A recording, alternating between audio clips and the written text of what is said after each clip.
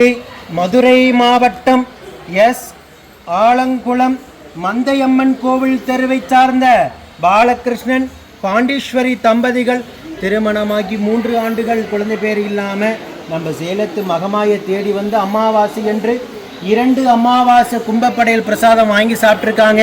2வது மாதம் வாங்கி சாப்பிட்ட அதே மாதமே அம்மா மனமிறங்கி கருவை தக்க வச்சு அழகான ஆண் குழந்தையை ஈண்டெடுத்து அம்மனுக்கு தேங்காய் பழம் பூமாலை பட்டு வஸ்திரம் வேண்டுதல் கடனாக செலுத்திட்டு உங்கள் முன்னாடி சாட்சியாக நின்றுட்டு இருக்காங்க.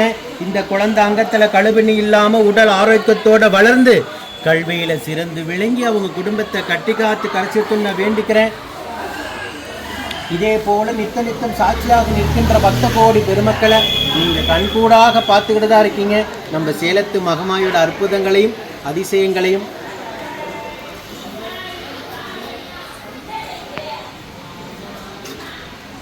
மூன்று ஆண்டு காலம் இவங்க இருந்த கடும் தவ வாழ்க்கைக்கு 2வது மாதமே மனமிறங்கி உயிருள்ள வரைக்கும் மறக்க முடியாத மழலை செல்வத்தை அள்ளி கொடுத்துருக்காங்க.